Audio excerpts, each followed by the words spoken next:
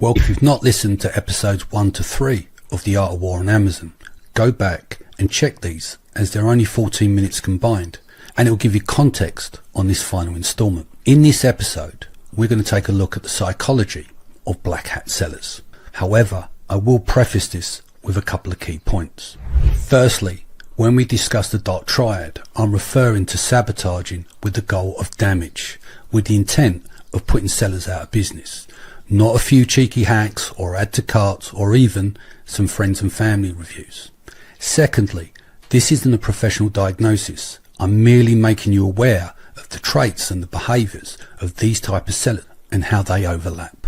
It's important to know what you're up against. As Sun Tzu said, know the enemy, know yourself, and you will endure 100 battles. Okay, let's get into it. The term dark triad was coined by psychologists in a study in 2002.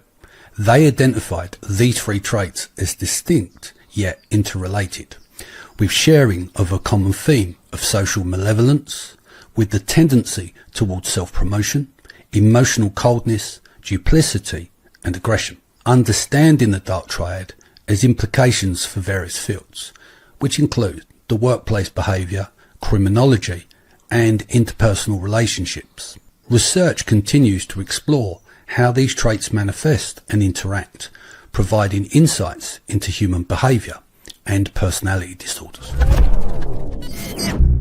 Narcissism was taken from the Greek myth of Narcissus, who fell in love with his own reflection. This was first described by Sigmund Freud in his work on psychoanalytic theory.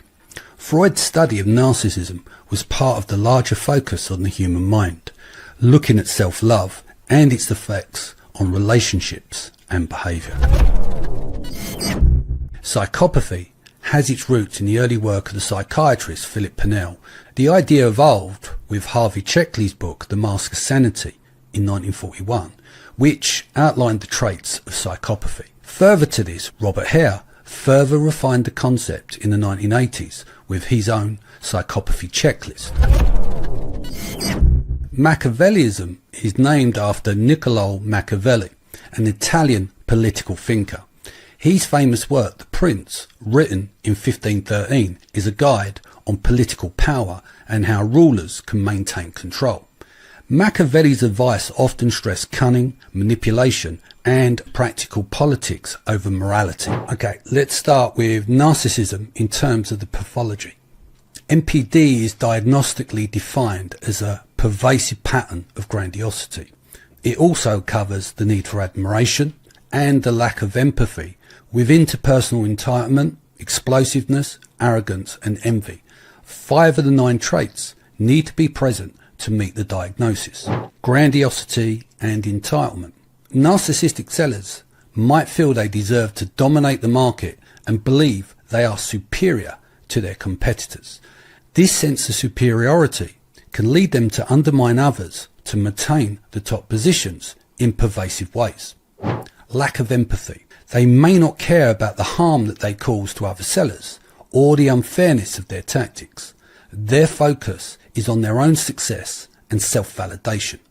Machiavellianism is a personality trait, not a diagnosable condition, and therefore is not part of the DSM or part of the cluster B spectrum. It has to be treated strictly as a personality construct, but blended with the other two in the triad, it becomes highly destructive. Manipulation and deceit. These sellers use cunning strategies to deceive and sabotage competitors. This could include fake reviews, false reporting, or other underhand tactics to gain an advantage. They often plan their attacks meticulously, exploiting loopholes and weaknesses in Amazon's system to gain the upper hand. And this will be no different in the upcoming Q4. Psychopathy, or ASPD, which is antisocial personality disorder as it's referred to in the DSM. Failure to conform to social norms concerning lawful behaviour, such as performing acts that are on grounds for arrest. Deceitfulness, repeatedly lying, use of aliases, conning others for the pleasure of their own gain. Consistent irresponsibility, failure to sustain consistent work behaviour or honour monetary obligations, lack of remorse, indifference to or rationalizing having hurt, mistreated or stolen from another person. Psychopathic traits include a lack of guilt or remorse for harming others. These sellers might engage in ruthless tactics without any moral boundaries. Impulsivity and thrill seeking. They may also enjoy the thrill of outsmarting competitors and the power that comes from disrupting other people's businesses. These behaviours reflect the manipulation, the self-serving and unethical nature of the dark triad. Pleasure in inflicting pain. This trait distinguishes the dark tetrad from the triad. Sadistic sellers derive enjoyment from the suffering they cause to their competition. They may take extra measures to ensure their actions are particularly harmful or distressing. These sellers might not only want to win, but also want the competition to suffer significantly. As the great Sun Tzu once said, all warfare is based on deception. This is a key strategy for black hat sellers. They'll have you scattering your troops and have you running around trying to find the problem, whilst in the process taking away your market share. Black hat tactics you should know about. Most of you will know these already, but here's just a reminder. Review sabotage, fake reviews, false trademark infringement claims, draining ad spend with bots, and false product claims. When it comes to hijacking on listings, adding content including claims that are against terms of service. Also, change content to reduce conversion rate. And finally, changing the title or the image so it's against terms of service. So what can you do to combat some of these? None of this is going to be perfect, and sometimes you can't defend against what you can't see. So use your favourite monitoring tool and set up all your alerts. Report and document everything and then raise your cases. And finally, hold Amazon accountable. Follow up until offenders are punished if you know who they are. So now you have a better understanding of the traits and the behaviours. But what can you do about it? I would like to advise anyone not to go up against them unless you're that way inclined. To quote Sun Tzu again, if equally matched, we can offer the battlefield. Let me drop a gem on you. Firstly, when you look at the competition, you're looking at the product, you're looking at the price, and you're looking at the ranking. This is important for you to understand. You're not fighting black hatters. The reality is you're fighting against your own moral philosophy, because the only way to beat them is to mirror them if you plan to go to war with them. Now, let's look at some solutions. This may sound counterintuitive. Find the pocket, then sit in it. This is where you'll win. There's an old saying, where there is money, there is muck. A lot of people do not think about what they're going up against because they're focused on the competitors' products. If you look at Me Too products, supplements, electronics, there's a lot of black hat going on because there's so much money at stake. Most of the time, at top of search in high velocity categories, it is based on razor thin margins, a shit ton of inventory and a target on your back. In Q4, it's like a game of whack-a-mole for 8 to 12 weeks as you hold on to your composure as you brace yourself for another takedown.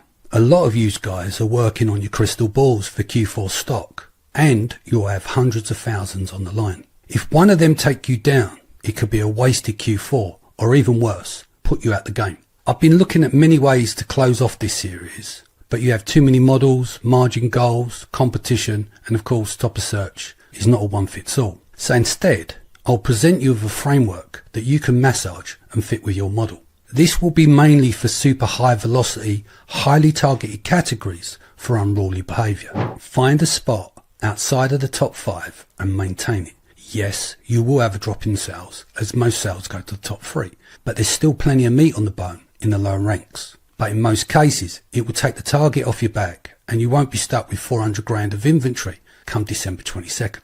However, you will spend less on ranking in most cases, whatever the method you choose, which puts the money back into your already compressed margins. You may even get away with some more pricing tolerance. As the science papers say, from the horse's mouth, Amazon customers do see higher priced products as premium products. However, they will only part with their money if the premium price product falls into pay a bit more to get a bit more. For every brand nailing premium price products and ranking top of search, there's thousands sitting in the graveyard of page 2 like crabs trying to climb out of a bucket.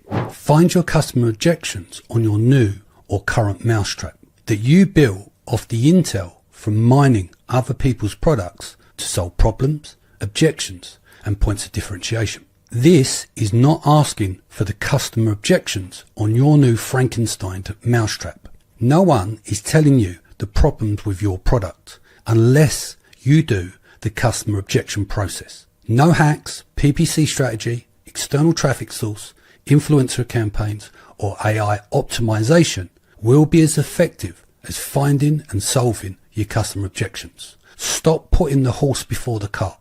Get this solved first, then everything that you do after will have much better impact on your conversion rate. Images. Customer objections is not running a poll and asking if you like image A or image B. All it tells you is that one image is better than the other in isolation. This is important. There's no context of the competition. All you're doing is going up against yourself, not the products in the search results page. People get confused here and then they go off and dial up their ad spend or try different keywords because they based it on near useless data. Amazon experiments. Sitting around with your team and brainstorming ideas for split testing is not getting your customer objections. Go out and get your objections and then compile the data with your team and build a plan for testing. That's it from me. I will leave you with one last quote from The Art of War.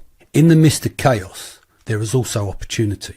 Even in disorder and confusion, there are chances to succeed if you stay sharp and adaptable. So stay sharp, be adaptable, and go fucking win. Until next time, take care.